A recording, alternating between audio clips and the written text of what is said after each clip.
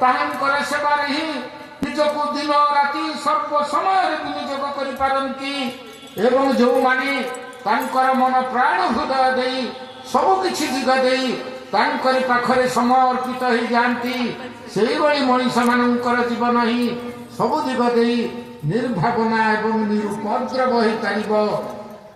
ତେଣୁକରି ପରମ ଦୟାଳୁ ଶ୍ରୀ ଠାକୁର এইভাবে ভাবে কেষ্টদানକୁ ସେଇ କଥା କହିଥିଲେ। ତେଣୁକରି ଆଜି ଯାହା ପୂର୍ବରୁ ଭାଇ ଆଲୋଚନା କରୁଥିଲେ ପ୍ରଥମରୁ ଆମର ଜ୍ଞାନଦା ଯେ ଆଜି ଆମମାନଙ୍କୁ ମଣିଷ କରି ମଣିଷଟିଏ ଗଢ଼ି ତୋଳିବା ପାଇଁ ପରମ ଦୟାଳୁ ଶ୍ରୀ ଠାକୁରଙ୍କର ଦିବ୍ୟ ପ୍ରୟାସ ତାଇ ହେଉଛି ଆଜି ସତ୍ସଙ୍ଗର ମେନ୍ ଏମ୍ ଆଣ୍ଡ ଅବଜେକ୍ଟିଭ ମୁଖ୍ୟ ସତ୍ସଙ୍ଗର ତାଇ ହେଉଛି ଧାରା ଆମେ ମାନେ କେମିତି ସୁଖ ରହିବା ଶାନ୍ତି ରହିବା କିପରି ଭାବରେ ଭଲରେ ରହିବା।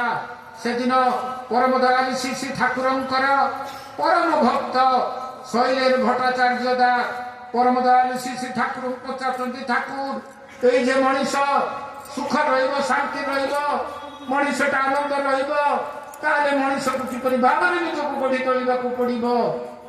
ପରମ ଦୟାଳୁ ଶ୍ରୀ ଠାକୁର ସେତେବେଳେ କହୁଛନ୍ତି ଯେ ଆରେ ଶୈଲେନ୍ଦା ମଣିଷକୁ ଯଦି ପ୍ରକୃତରେ ସଂସାରରେ ମଣିଷଟିଏ ହେଇକରି ବଞ୍ଚିବାକୁ ପଡ଼ିବ ତାହେଲେ ପ୍ରଥମେ ଦରକାର ତାର ବ୍ୟକ୍ତିତ୍ୱକୁ ଗଢ଼ି ତୋଳିବାକୁ ପଡ଼ିବ ତାର ପର୍ସନାଲିଟିକୁ ଡେଭଲପମେଣ୍ଟ କରିବାକୁ ପଡ଼ିବ।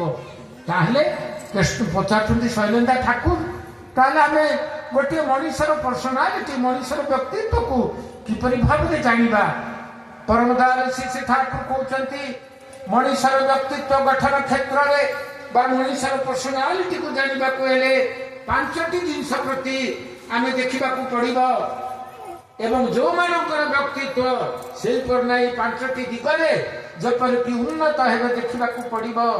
ପ୍ରଥମ କଥା ହେଲା ପରମ ଦୟାଳୁ ଶ୍ରୀ ଠାକୁର କହୁଛନ୍ତି ପ୍ରଥମ କଥା ହେଲା ଆଟାଚମେଣ୍ଟ ଟୁୱାର୍ଡସ୍ ଦି ପ୍ୟାରେଣ୍ଟସ୍ ପିତାମାତାଙ୍କର ପ୍ରତି ସେ ମଣିଷଟା କେତେ ଭାବରେ ଆକୃଷ୍ଟ କେତେ ମାତ୍ରାରେ ବିଜଡ଼ିତ ଏବଂ ଯେଉଁମାନେ ପିଲାଟି ଦିନରୁ ଯେଉଁମାନଙ୍କର ପିତୃଭକ୍ତି ମାତୃଭକ୍ତି ମା ବାପାଙ୍କୁ ଭଲ ପାଇବାର ଭାବ ସେବା କରିବାର ଭାବ ଏବଂ ଦେବାର ଭାବ ଯଦି ବଜେଇ ଉଠେନି ସେଇ ମଣିଷର ବ୍ୟକ୍ତିତ୍ୱ କେବେ ବି ଗଢ଼ି ଉଠି ପାରିବନି।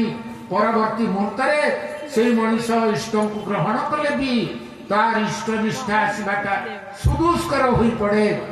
ଏହି ପରିପ୍ରେକ୍ଷୀରେ ଗୋଟିଏ କଥା ମନେ ପଡ଼ୁଛି ପରମ ଦୟାଳୁ ଶ୍ରୀ ଠାକୁରଙ୍କର ଦିବ୍ୟ ଜୀବନର ଲୀଳା ଆଲେଖ୍ୟ।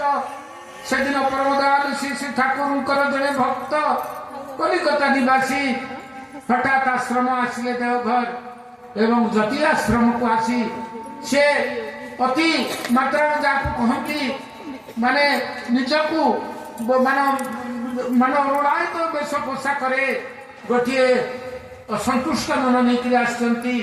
ଜ୍ୟୋତି ଆଶ୍ରମ ଭିତରେ ପରମ ଦୟାଳୁ ଶ୍ରୀ ଠାକୁରଙ୍କର ଭକ୍ତ ନନୀ ଗୋପାଳ ଚକ୍ରବର୍ତ୍ତୀ ଦାଙ୍କ ପାଖରେ ଆସି କହୁଛନ୍ତି দাদা আমার সব হয়ে গেল আমি উচিত কাম করে এসেছি কৌଛନ୍ତି ননিদা কোন উচিত কাম করে আসিল তুমি। ସେ ଭକ୍ତ ଜଣ କହୁଛନ୍ତି ଘରେ ଆମର ପୁରା ପାରିବାରିକ ଅଶାନ୍ତି ଘରେ ମୋର ସ୍ତ୍ରୀ ଏବଂ ମୋର ମାଙ୍କ ଭିତରେ ସବୁବେଳେ କଳିକଜିଆ ଦିନ ସାରା କାମ କରି ଘରକୁ ଯେତେବେଳେ ଫେରେ ଟିକେ ଶାନ୍ତିରେ ବିଶ୍ରାମ ନେବି ବୋଲି କିନ୍ତୁ ସେ ଜାଗାରେ ଏତେ ଗଣ୍ଡଗୋଳ କଳି କତରାଳ ତା ମୁଁ ସମ୍ଭାଳି ପାରୁନି। ସେଇଥିପାଇଁ ମୁଁ ଗୋଟିଏ ନୂଆ ଘର ନେଲି ଭଡ଼ା ଘରେ ମା ବାପାଙ୍କୁ ଅଲଗା ରଖିଦେଲି ଏବଂ ଆମେ ସ୍ୱାମୀ ସ୍ତ୍ରୀ ଅଲଗା ରହିବୁ। ବର୍ତ୍ତମାନ ମୁଁ ଭାବୁଛି ମୁଁ ବହୁତ ବଢ଼ିଆ କାମ କଲି ଉଚିତ କାମ କରିକି ଆସି କଷ୍ଟ ସେତେବେଳେ ନନିଦାଙ୍କର ପରମ ଦୟାଳୁ ଶ୍ରୀ ଠାକୁରଙ୍କ ପାଖରେ କାମ ଥାଏ କହୁଛନ୍ତି ଦାଦା ଚାଲନ୍ତୁ ଆଗ ଶ୍ରୀ ଠାକୁରଙ୍କ ପାଖରେ କାମଟା ସାରିକିରି ଆସିବା ତାପରେ ଆପଣଙ୍କର ପାରିବାରିକ ବିଷୟରେ ଆଲୋଚନା କରିବା। ତାପରେ ଦୁଇ ଜଣ ଯାକ ଯେତେବେଳେ ଯାଇଛନ୍ତି ପରମ ଦୟାଳୁ ଶ୍ରୀ ଠାକୁରଙ୍କର ପାଖରେ ଯେତେବେଳେ ନନିଦା ପ୍ରଣାମ ନିବେଦନ କରୁଛନ୍ତି ପରମ ଦୟାଳୁ ଶ୍ରୀ ଠାକୁରଙ୍କୁ ସେତେବେଳେ ନନିଦାଙ୍କୁ ପରମ ଦୟାଳୁ ଶ୍ରୀ ଠାକୁର କହୁଛନ୍ତି ଆରେ ନନି উচিত শব্দ মানে কি তাই কি তুই জানিস উচিত শব্দর অর্থ কোন তা কোন তু জানিছু। ননিদা সম্বিত ফেরি পাউছেন সে জানিছন্তি পরম দয়ালু শ্রী ঠাকুর যেতবে এই যে ভাই জনক উচিত কথা কহিলে বহু দূরে জ্যোতি আশ্রম কিন্তু এতে দূর পরম পিতাঙ্কর কান ତା ତ କେବେ ବି କିଏ ତ ଲୁଚେଇ ରଖିପାରିବନି। ତେଣୁକରି ଭାବିଛନ୍ତି ମୋର ଭୁଲ ତ୍ରୁଟି ରହିଛି କେଉଁଠି, ସେଥିଲାଗି ନୀରବ ରହିଛନ୍ତି ନମିତା। ଏବଂ ହଠାତ୍ ପରମଦୟାଲ ଶ୍ରୀ ଶ୍ରୀ ଠାକୁର କହିଲେ ଯାହା ତ ଡିକ୍ସନାରୀ ଦେଖି ଆସନ ଉଚିତ ଶବ୍ଦର ଅର୍ଥ କଣ।